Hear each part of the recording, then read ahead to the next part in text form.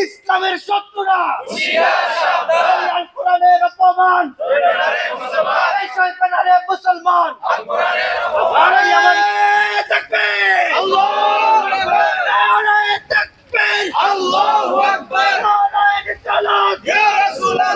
ইসলামের শত্রুরা হুঁশিয়ার সাবধান, হুঁশিয়ার সাবধান। ইসলামের শত্রুরা আল কোরআনের শত্রুরা হুঁশিয়ার সাবধান, হুঁশিয়ার সাবধান। আল কোরআনের শত্রুরা অপূর্বতার কালো হাত ভেঙে দাও, ঘুরিয়ে দাও।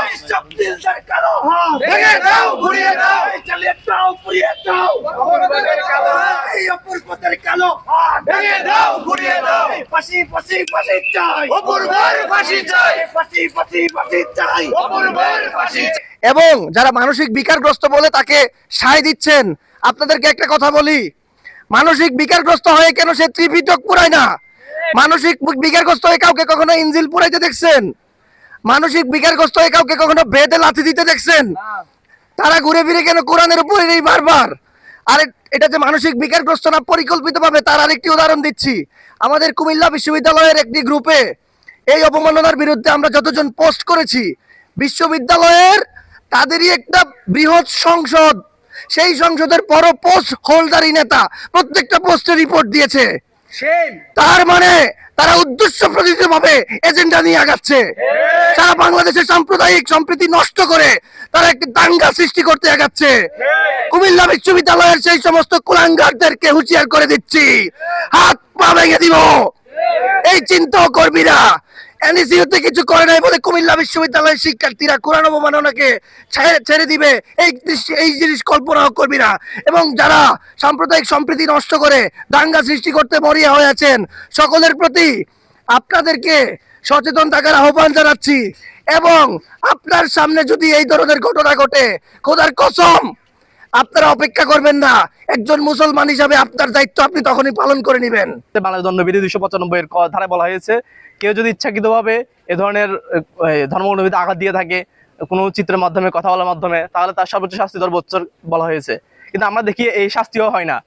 আমরা দেখি কোনো একটা ঘটনা উদ্ধাবিত হওয়ার পরে, অবমাননা হওয়ার পরে যখন আমরা মিটিং করে, তখন তারা কি এরা গ্রেপ্তার করার পরে বিভিন্ন আইনের পেজ দিয়ে সে বেঁচে যায়। যে আইনে যে শাস্তি, ন্যূনতম শাস্তির কথা বলা হয়েছে, এই শাস্তি আমরা দেখতে পাই না প্রকাশ্যে। আমরা চাই এই ধরনের যে শাস্তি, এটা আসলে আমাদের এই ধর্ম অবমাননার জায়গাটাকে উস্কে দেয়। এটা আসলে খুব হাস্যকর, একদম পর্যাপ্ত ধর্ম অবমাননার জন্য শাস্তি হওয়া দরকার। এটা আসলে পর্যাপ্ত শাস্তি না। আমরা মনে করি হচ্ছে যারা ধর্ম অবমাননা করবে তাদেরকে দ্রুত সময়ের মধ্যে গ্রেপ্তার করে এবং দ্রুত সময়ের মধ্যে তার ফাঁসি কার্যকর করতে হবে বা ব্লাসফেমি আইন কার্যকর করতে হবে। বিশ্ববিদ্যালয় শিক্ষার্থীবৃন্দ, প্রথমে আপনাদেরকে স্মরণ করিয়ে দিচ্ছি, শাপলার রক্ত এখনো আমাদের দেশ থেকে শুকায় নাই। শাপলায় যারা হত্যাকাণ্ড চালিয়েছে তাদের মধ্যে নেতৃত্ব স্থানীয়রা তো ভারতে দাদাবাবুদের কাছে পালাইতে পারছে, কিন্তু সামনের দিনে যারা শাপলার মতো কর্মকাণ্ড করতে চাইবেন তারা কোথায় পালাবেন? শাপলাতে স্পষ্ট দাবি ছিল, হযরত মুহাম্মদ সাল্লাল্লাহু আলাইহি সাল্লাম, আল্লাহর রাসূল এবং কোরআনের অবমাননাকারীদেরকে সর্বোচ্চ শাস্তি মৃত্যুদণ্ডের আইন বাস্তবায়ন করে সংসদে আইন পাশ করতে হবে। কিন্তু আমাদের সরকার কি করেছে? বিগত দিনে যে ব্লাসফেমি যে আইনের নামে আইন ছিল, সেখানে 1960 সালের 295 ক ধারায় যে মাত্র 2 বছরের সশ্রম কারাদণ্ড ছিল, তার পরিপ্রেক্ষিতেও এটা অজামিনযোগ্য ছিল। কিন্তু বিগত ফ্যাসিস্ট সরকার ডিজিটাল সিকিউরিটি অ্যাক্টের মাধ্যমে যে আইন করেছে, ওখানে 7 বছরের কারাদণ্ড দিলেও ওখানে জামিনযোগ্য দণ্ডবিধি হিসেবে এটাকে পরিলক্ষিত করেছে। যার কারণে আমরা দেখেছি আমাদের ক্যাম্পাসের সব নির্গুলাঙ্গার কোথায় পালাইছে? ভারতে পালাইছে। তসলিমা নাসরিন কোথায় পালাইছে? আইন তো ছিল, তার মানে আইনের মধ্যে তারা এমন সিস্টেম করে রাখছে যে আইনের মাধ্যমে জামিন হবে এবং এই আইনের মাধ্যমে তারা পালাবে। তার মানে ইন্ধনটা কোথায় থেকে আসে এই দেশে? ইন্ধনটা কোথায় থেকে আসে এই দেশে?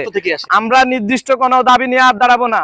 আমরা কুমিল্লা বিশ্ববিদ্যালয়ের সকল শিক্ষার্থীবৃন্দদেরকে আহ্বান জানাচ্ছি, শাপলা শুকায় নাই, শাপলা বাস্তবায়িত হয় নাই এদেশে, এখনই সময় এসেছে আবার আমরা শাপলা বাস্তবায়িত করব। এখনই নির্দিষ্ট সময় এসেছে, সংসদে আইন পাশ করতে হবে, অবশ্যই সংসদে আইন পাশ করতে হবে এবং এই আন্দোলনের সুতিকাকার কুমিল্লা বিশ্ববিদ্যালয় থেকে প্রস্তুতি নিতে হবে। আপনারা কি রাজি আছেন? ইনশাআল্লাহ। কুমিল্লা বিশ্ববিদ্যালয় সারা বাংলাদেশকে একত্রিত করে সংসদে, ইন্টারিম সরকারের আমলে সংসদে ব্লাসফেমি আইন এবং আল্লাহ রাসূল এবং কোরআনের বিরুদ্ধে অবমাননাকারীদের সর্বোচ্চ শাস্তি মৃত্যুদণ্ড নিশ্চিত করে আইন বাস্তবায়ন করতেই হবে। এবং এই আইন বাস্তবায়নে আমরা সহ সকল বিশ্ববিদ্যালয় এবং সকল দেশের মানুষ জুলাইয়ের মতো আবার মাঠে নামবো, সুনির্দিষ্ট লক্ষ্য উদ্দেশ্যে আমরা বাস্তবায়ন করে ছাড়বো ইনশাআল্লাহ।